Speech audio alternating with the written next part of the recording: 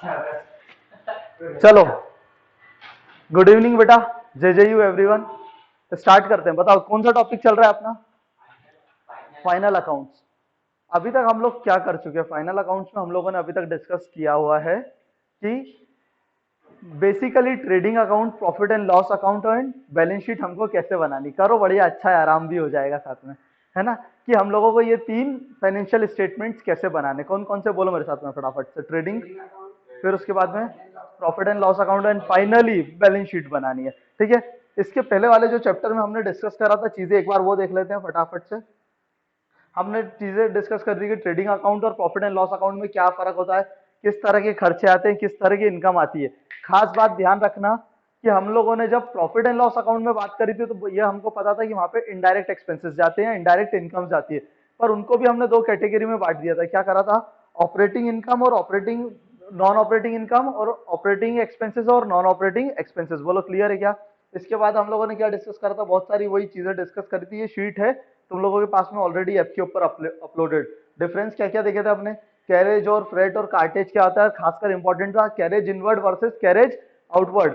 ये दोनों की दोनों ही क्या है? एक्सपेंस है, पर एक क्या है? डायरेक्ट है और एक इनडायरेक्ट है। वेजेस वर्सेस सैलरी देखी थी और बताया था चार नाम से क्वेश्चन में आ सकता है। Only wages, only salary, wages and salary and salaries and wages. उसके बाद में हमने डिस्कस करा था power and fuel versus electricity, दोनों में क्या डिफरेंस है, एक डायरेक्ट आइटम एक इनडायरेक्ट है। फिर factory rent versus office rent के बारे में डिस्कस किया था। और चलो आगे, फिर नेट सेल्स के बारे में डिस्कस करा था कि नेट सेल्स और नेट परचेज क्या होता है, ये अच्छे से जब करा था। फिर एडजस्टेड परचेज इंपॉर्टेंट था, कॉस्ट ऑफ गुड सोल्ड, और ग्रॉस प्रॉफिट कैसे निकाला जाता है। क्या बोला था? ग्रॉस प्रॉफिट हम चाहें तो हम लोग ट्रेडिंग अकाउंट बना के भी निकाल सकते हैं, ट्रेडिंग अकाउंट बना के भी निकाल सकते हैं, और डायरेक्ट फॉर्मूले से भी निकाल सकते हैं। ये जो फॉर्मूला लिखाया था और ये जो सीओजीएस, यही 12th के एक चैप्टर है अकाउंटिंग रेशियोज करके, वहां पर ये फॉर्मूलेस काम आने वाले हैं आपको। ठीक है, और फिर मैंने एक आखिरी में चीज बताई थी तुम लोगों को, ऑपरेटिंग प्रॉफिट के बाद में जो लास्ट बताया था कि अगर आपको परसेंटेज फॉर्म में दे दें कि आपका जीपी या एनपी कितना है, परसेंटेज फॉर्म में दे दे, तो अकॉर्डिंगली आपको रिवर्स कैलकुलेशन करते हैं बहुत सारे।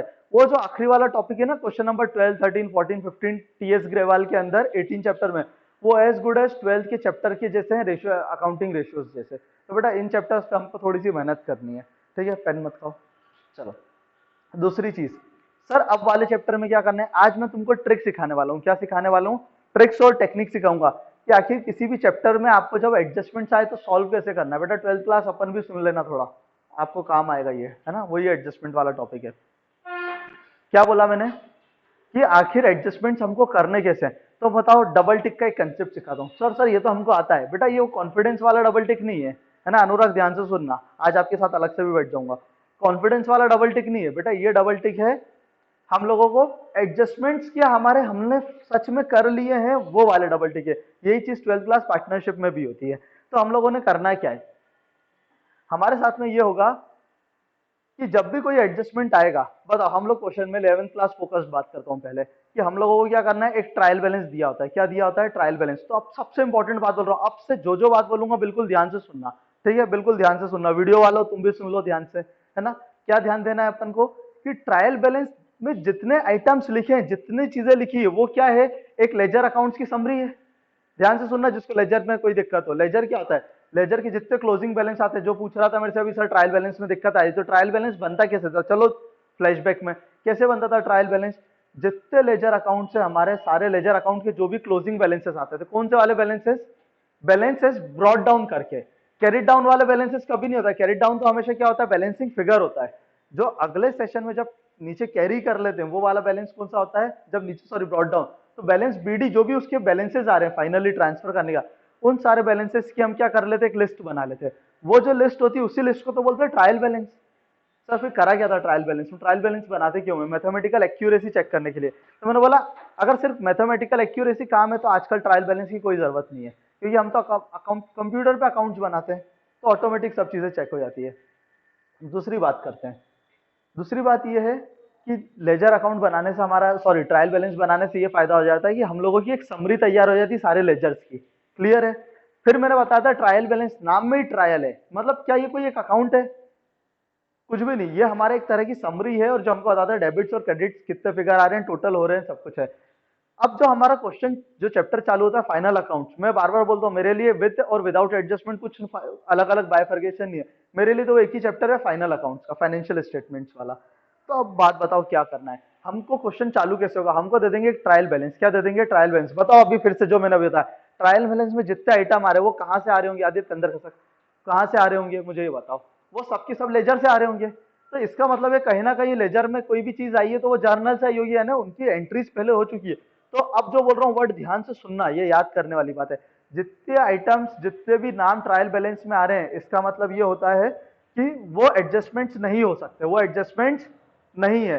सर तो फिर डायरेक्टली बताओ ना, फिर एडजस्टमेंट क्या है। बेटा एडजस्टमेंट क्या चीज होती है, कोई भी ऐसी चीज, क्या बोला मैंने, कोई भी ऐसी चीज जो कि अभी तक बुक्स ऑफ अकाउंट्स में रिकॉर्ड ही नहीं हुई है। क्या बोला मैंने, किसी भी चीज को बुक्स ऑफ अकाउंट में रिकॉर्ड करना है तो उसका तरीका क्या होता है, एक ही तरीका होता है, जर्नल एंट्री करना, जर्नल एंट्री करना। तो हमारे जो एडजस्टमेंट्स हैं वो क्या है, आज तक कभी मतलब हमारे बुक्स ऑफ अकाउंट्स में कभी आए नहीं है। क्या बोल रहा हूँ, आज तक कभी, आज तक कभी हमारे बुक्स ऑफ अकाउंट्स में कभी रिकॉर्ड ही नहीं हुए हैं। तो हम लोग करना क्या चाहते हैं, हम लोग ये चाहते हैं कि जो हमारा ट्रायल बैलेंस है उससे हम लोगों ने पहले तीन चीजें बनाई, एक बनाया ट्रेडिंग अकाउंट, फिर क्या बनाया हमने उसके बाद में प्रॉफिट एंड लॉस अकाउंट और बैलेंस शीट। पर कुछ बातें ऐसी हो गई है जो मैंने, बेटा जिसका भी अगर अभी दिक्कत आ रही हो या जिसको नहीं पता हो तो इसके पहले वाला जो रिकॉर्डिंग की हुई है वो ध्यान से देखना, उसमें मैंने बताया था चार बातें। बताओ एक बार शॉर्ट में बोल देता हूँ। एक होता है ये 12th क्लास का एक टॉपिक है, not for profit organisation, same चीज वहां पे भी अप्लाई होने वाली है।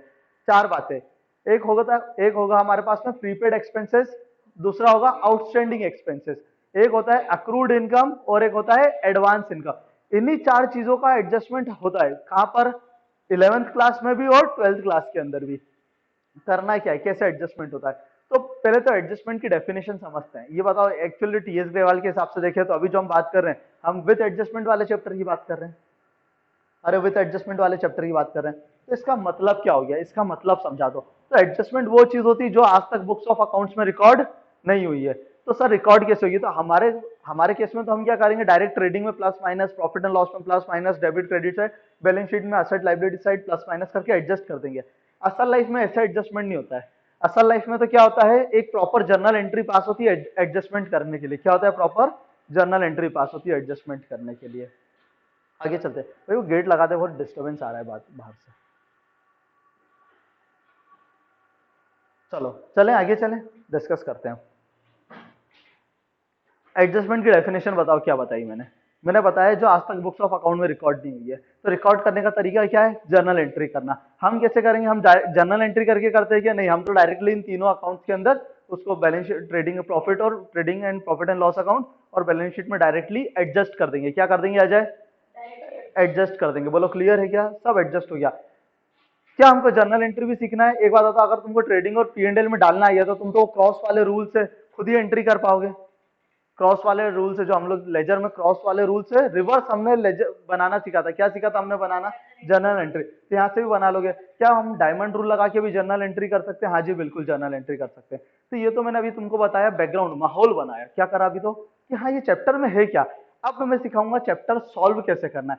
अब अभी तक किसी को कुछ नहीं समझ आया ना तो कोई बात नहीं, हमारे रहते हैं ऐसे कुछ कुछ बल्लम बच्चे, सर मुद्दे की बात बताओ, ये फोकट टाइम पास मत करो, मुद्दे की बात बताओ। चलो मुद्दे की बात, सीधी सीधे सा लॉजिक ये है, अब जो बोलूंगा वो समझ आ गया तो आपको इस चैप्टर में कोई दिक्कत नहीं है। आप कैसे एडजस्टमेंट करेंगे, तो हमारी बताओ बुक का नाम ही क्या है, ये तो 12th की बुक है, दो बुक दे। क्या नाम है बुक का, बुक के ऊपर ही क्या लिखा हुआ है मुझे बताओ, डबल एंट्री बुक कीपिंग, है ना। अब एक बात है, तो डबल एंट्री बुक कीपिंग का मतलब समझाओ, पहले भी बोला था, जर्नल पढ़ाते वक्त भी बोल रहा था कि इसका मतलब ये है कि जब भी आप किसी भी ट्रांजेक्शन को, फाइनेंशियल ट्रांजेक्शन को बिजनेस में एंटर करते हो, जब जर्नल पढ़ाया था भाई साहब, आप ध्यान से सुनना, जब जर्नल पढ़ाया था अब समझाया था कि हर ट्रांजेक्शन के दो इफेक्ट होते हैं। ये भी समझाया था कि बच्चों को क्लैरिटी नहीं रहती, बोलते कंपाउंड एंट्री सर देखो तीन इफेक्ट हो गए। तो मैंने कहा तीन तो हो ही नहीं सकते, टू के मल्टीपल में चलेंगे, क्योंकि एक ट्रांजेक्शन का एक दो ही इफेक्ट हो सकते हैं।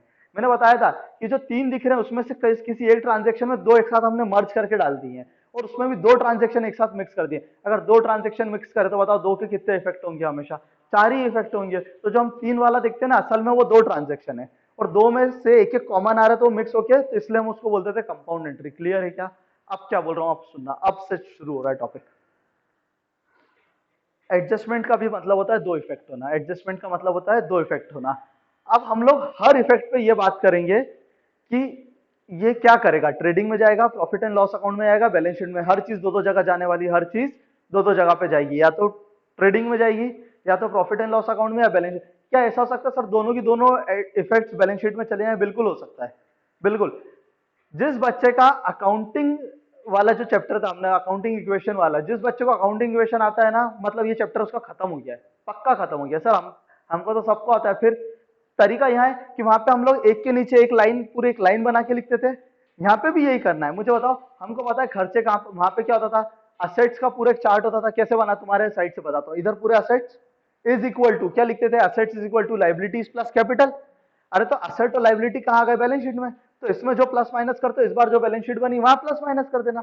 इनकम एक्सपेंस को कहाँ एडजस्ट करते थे, कैपिटल वाले कॉलम में। अरे तो इनकम एक्सपेंस इस बार या तो ट्रेडिंग में एडजस्ट हो जाएगी या तो प्रॉफिट एंड लॉस अकाउंट में एडजस्ट हो जाएगी।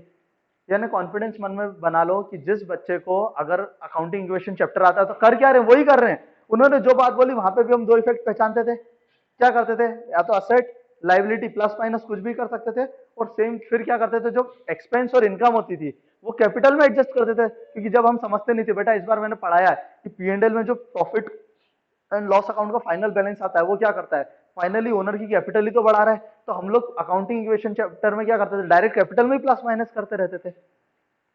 वहां क्या करते थे, अक्रूड इनकम है, अक्रूड इनकम है मतलब कमा लिए पैसे लेना बाकी है, तो कैपिटल में प्लस करते थे, इधर असेट में बढ़ा देते थे। तो यहाँ भी यही करना है कि इधर क्या कर देंगे, अगर इनडायरेक्ट इनकम है तो पी&एल में प्लस कर देंगे और बैलेंस शीट में असेट बढ़ा देंगे किसी नाम से। जैसे ध्रुव से पैसे लेना है, हिमांशु से लेने, तो हिमांशु का मैं नाम बढ़ा दूंगा।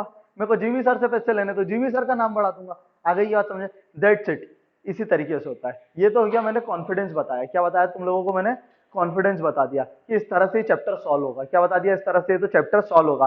अब टेक्निक सिखा रहा हूँ कि कुछ चीजें तुम भूल ना जाओ। क्या सिखा रहा हूँ बेटा मैं, पीयूष इधर देख मेरी तरफ, क्या सिखा रहा हूँ मैं कि अब तुम कोई चीज भूल ना जाओ तो तुम क्या करोगे। और बेटा 12th क्लास अपन ने भी ऐसे ही करना है, पार्टनरशिप ऐसे ही सीखो।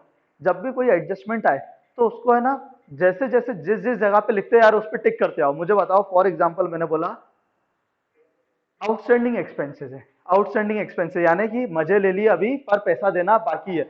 मजे ले लिए, खर्चा कर दिया, बताओ खर्चा कर दिया कहां पर आएगा, खर्चा कर दिया मतलब एक्सपेंस हो गया है। मैं बोल रहा हूं, मान लो इलेक्ट्रिसिटी बिल आउटस्टैंडिंग है, खर्चा हो गया तो एक पी&एल में आएगा। जैसे तुम पी&एल में लिख दो ना इलेक्ट्रिसिटी एक्सपेंस, तो जहां पे बुक में लिखेंगे 1 2 3 4, तो 1 के जैसे ये तुम्हारा ट्रांजेक्शन नंबर 1 था तो 1 पे एक छोटा सा टिक कर दो। क्या मतलब पता चल गया, भैया इसका एक एडजस्टमेंट हो गया है।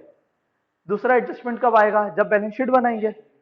बैलेंस शीट बनाएंगे तब तो बैलेंस शीट में कहां पर आएगा, लाइबिलिटीज में, कि अभी बनाना बाकी है। अगर अभी बनाना बाकी है तो बताओ क्या करेंगे लाइबिलिटीज के अंदर हम लोग, जब बैलेंस शीट बनाएंगे, मतलब सॉरी अभी पेमेंट करना बाकी है, तो जब लाइबिलिटीज में जाएंगे तो हम अलग से लिख देंगे कि भैया अभी ये लाइबिलिटी बाकी है। जैसे ही हमने वहां पे लिखा आउटस्टैंडिंग इलेक्ट्रिसिटी बिल, तो हम वहां पे एक और सेकंड टिक कर देंगे। यानी हर एडजस्टमेंट पे जैसे ही डबल टिक हो गए, मतलब इसका कोई एडजस्टमेंट अभी बाकी नहीं हुआ था। होता क्या है, जब बड़े क्वेश्चन आते हैं ना 8-10 एडजस्टमेंट वाले, क्योंकि सबके दो दो जगह पे पहुंचाना है, किसी को ट्रेडिंग, किसी को पी&एल, किसी को बैलेंस शीट, उसमें भी ध्यान रखना है बैलेंस शीट में असेट साइड की लाइबिलिटी साइड, ट्रेडिंग और पी&एल के अंदर डेबिट साइड की क्रेडिट साइड प्लस होंगे कि माइनस होंगे, ये सब ध्यान रखना।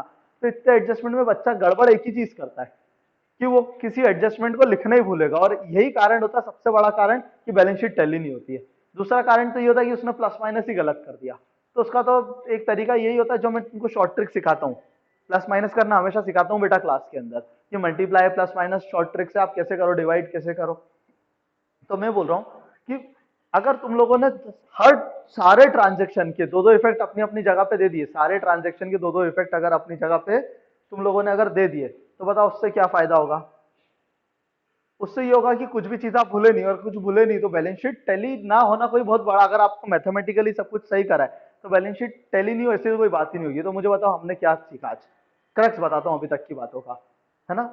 हम लोगों ने अभी तक ये किया है, या एक चीज और कवर कर लेता हूँ फिर आखिरी में क्रक्स बात करेंगे, जो मैंने पहले भी डिस्कस की है।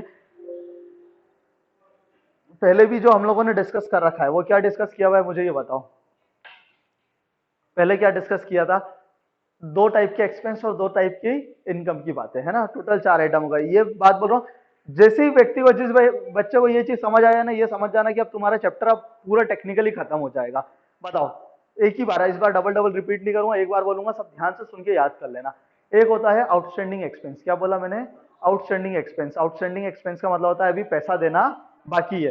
बताओ इसके दो चीजें क्या होगी, एक तो खर्चा बढ़ गया, पहचानो दो चीजें, और एक अभी पैसा देना बाकी तो लाइबिलिटी बढ़ गई। तो दो चीजें पहचान लिया, अब इनके घर पहचानो। अभी खर्चा हो गया, खर्चा हो गया, तो बताओ ये कहां जाएगा, तो अगर डायरेक्ट खर्चा है तो ट्रेडिंग में चला जाएगा, और इनडायरेक्ट खर्चा है तो P&L में चला जाएगा। जैसे एग्जांपल आउटस्टैंडिंग वेजेस है, तो ये जो वेजेस है ये कहां जाएंगे, ट्रेडिंग में। पर मैंने बोला आउटस्टैंडिंग सैलरी तो कहां जाएगा, P&L में। तो घर पहचान लिया अब अपन ने।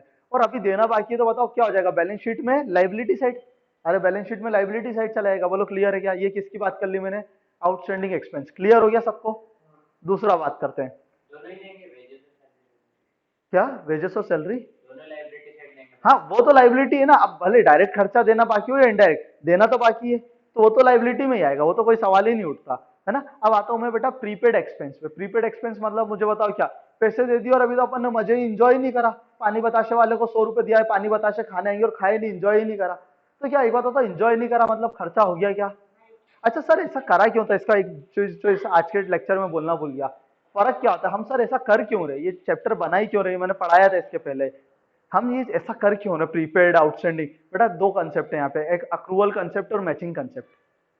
अरे पढ़ाए थे अक्रूवल, अरे बोलो यार जल्दी से, बोल क्यों, अक्रूवल और मैचिंग कंसेप्ट। ये क्या होता है, ये क्या बोलता है, जिस साल के खर्चे, जिस साल की इनकम वो उसी साल में रिकॉर्ड होनी चाहिए। मैचिंग कंसेप्ट बोलता है कि किसी साल आपने किसी चीज के लिए खर्चा करा तो उसकी पैरेलल इनकम भी उसी साल में आना चाहिए। बोलो क्लियर है क्या। जैसे फॉर एग्जांपल मैंने किसी को 25 मार्च को मैंने कुछ गुड्स सेल कर दिए, क्या करे, गुड्स सेल कर दिए। उसने बोला पैसे मैं 1 महीने बाद दूंगा। तो मुझे बताओ इस साल में यानी अप्रैल टू मार्च इस साल में मैं सेल बुक करूं या जब वो पैसे देगा तब सेल बुक करूं। बेटा अभी इस साल ही बुक कर लूंगा, क्यों, क्योंकि मेरी सेल तो हो गई ना।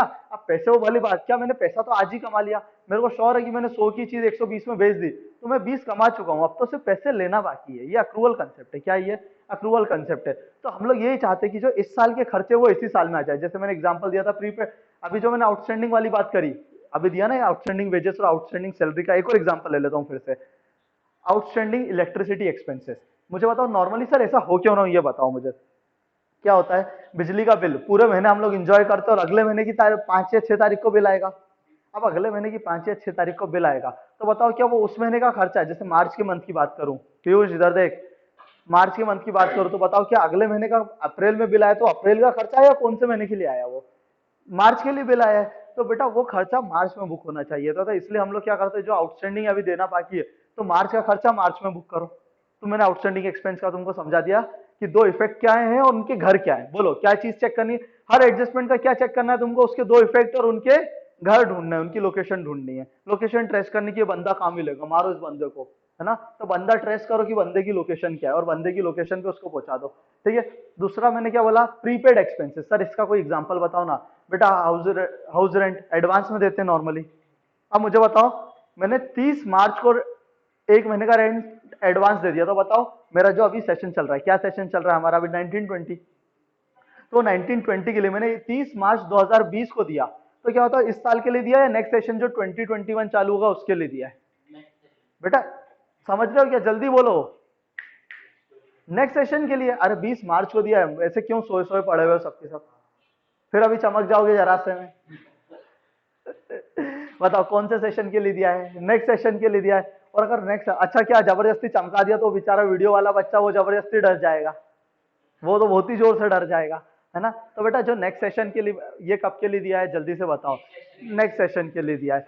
तो मुझे बताओ खर्चा तो मैंने इसी तारीख में मतलब पेमेंट तो कर दिया, क्या मेरा असल में खर्चा हो गया है क्या, खर्चा नहीं हुआ, एक तरह से वो तो असेट बन गई अगले महीने के लिए। अरे अगले महीने मैंने बोल दिया अब नहीं रहना, तो क्या वो पैसा मैं वापस ले सकता हूँ, बिल्कुल ले सकता हूँ। बोलो क्लियर है क्या, वो टेक्निकल बात मत करना सर वो देगा नहीं, ऐसा वो छोड़ो। पर एक बात देखो, तो मैंने अगले साल के लिए वो खर्चा करा है। बताओ दो इफेक्ट बताओ इसके। सबसे पहले तो क्या हो गया, एक असेट क्रिएट हो गई, एडवांस रेंट, प्रीपेड रेंट है ना अपन ने, प्रीपेड है। और दूसरा दूसरा इफेक्ट बताओ क्या है इसका, दूसरा इफेक्ट बताओ क्या होगा, एक असेट कम भी हो गई, एक असेट बढ़ गई और एक असेट कम भी हो गई। तो हम क्या करेंगे बताओ, इसके दोनों के घर ढूंढो कहाँ है। ये तो दोनों के घर असेट नाम आ रहा है, तो कहां पर दोनों के घर मिलेंगे, बैलेंस शीट में। पर इस बार दोनों में फर्क है, एक इफेक्ट एसेट बढ़ाएगा और दूसरा इफेक्ट एसेट को कम करेगा। बताओ कौन सा एसेट बढ़ जाएगा, प्रीपेड रेंट वाला, प्रीपेड रेंट नाम से एक एसेट बढ़ जाएगा और दूसरा एसेट कम कौन सा होगा, कैश या बैंक कम हो जाएगा। बोलो क्लियर है क्या, क्या हमने दो इफेक्ट ढूंढने का जिसका घर भी ढूंढा है क्या, ढूंढा है। चलो तीसरी बात करते हैं, कौन है तीसरा टॉपिक? आउटस्टैंडिंग, सॉरी नहीं नहीं, ये तो हो गया एक्सपेंस। एक्रूड इनकम क्या हो गया अपना next topic? Accrued income, third number का टॉपिक। बताओ एक्रूड इनकम की खास बात क्या होती है? एक्रूड इनकम मतलब मेहनत कर दी, बोलो अपनी हिंदी, मेहनत कर दी और अभी पैसे लेना सामने वाले से बाकी, उसके लिए अपन ने काम कर दिया, उसने जो चीज बोली थी, और अभी क्या करना है अपने को? पैसे लेना बाकी है। बोलो आ गई क्या बात समझ में? पहचानो इसके दो इफेक्ट, पहचानो क्या हो गया, दो इफेक्ट पहचानो। मेहनत कर दी मतलब कमा लिया, कमा लिया बेटा, अभी तो कमाया है, तो मतलब एक बात पे कमाई हो गई अपनी। दूसरी चीज बताओ जल्दी से मुझे, कहीं ना कहीं अभी पैसे लेना बाकी है तो असेट बढ़ गई। बताओ घर ढूंढो इसके, पैसे कमा लिए कहां पर जाएंगे? अगर डायरेक्ट इनकम है तो कहां चले जाएगा? ट्रेडिंग में। इनडायरेक्ट इनकम है, मान लो कमीशन इंटरेस्ट टाइप की, तो वो कहां चले जाएगा? P&L में। दूसरी चीज बताओ कौन सा दूसरा? पैसे लेना बाकी है, मतलब एसेट। बताओ इसका घर ढूंढो का है? बैलेंस शीट में एसेट साइड। बोलो क्लियर है क्या? चलो एसेट साइड होगा। चौथा टॉपिक कौन सा था अपना? Advance income. एडवांस इनकम मुझे बताओ क्या करा?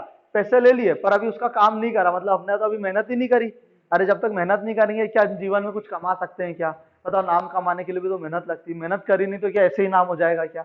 बिल्कुल नहीं होगा, है ना? तो हमने क्या करा? पैसे तो ले लिए अभी उससे, पर अभी हम लोगों ने मेहनत नहीं करी। अब मेहनत नहीं करी तो मुझे बताओ, अगर या तो कल को बोलेगा कि भैया हमको हमारा काम करके दे, काम करके दे, और अगर काम नहीं करके दिया तो वो बोलेगा या तो हमारे हमको पैसे लौटा दो।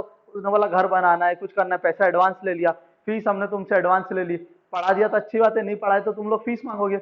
मतलब एक ना एक लाइबिलिटी तो है हमारे पास, या तो पढ़ाओ या फिर पैसा रिटर्न करो। तो हमारे पास अल्टीमेट तो मतलब कहीं ना कहीं ये हमारी क्या हो गई है? लाइबिलिटी क्रिएट हो गई है। तो बताओ दो दो इफेक्ट क्या होगा? सबसे पहले तो एक एसेट बढ़ेगी क्योंकि पैसा ले लिया, अनुराग समझ आ रहा है? पैसा ले लिया पीछे, अनुराग समझ आ रहा है ना? पैसा ले लिया है, पैसा ले लिया है, तो बताओ क्या होगा? हमारी एक ना एक एसेट तो बढ़ जाएगी। दूसरा चीज क्या होगा? लाइबिलिटी भी बढ़ गई। बताओ इन दोनों के घर ढूंढो कहां है? दोनों के घर बैलेंस शीट में, पर इस बार फर्क है। क्या फर्क है? एक एसेट साइड बढ़ रहा है और दूसरा लाइबिलिटी साइड बढ़ रहा है। बोलो क्लियर है क्या? मतलब सर क्या ऐसा भी हो सकता है कि एक असेट बढ़े एक कम हो? बिल्कुल हो सकता है। ऐसा हो सकता है एक लाइबिलिटी बढ़े एक कम हो? बिल्कुल हो सकता है। सर दोनों असेट लाइबिलिटी दोनों बढ़िया हो सकता है? हो सकता है। दोनों असेट लाइबिलिटी कम हो जाए? हो सकता है। अरे हो सकता है। अरे तुमको एक एडजस्टमेंट दे दिया कि किसी व्यक्ति को पैसा देना था, वो देना भूल गए थे अभी तक, पर अब दे दिया, एडजस्टमेंट में दे दिया, तो बताओ क्या करेंगे?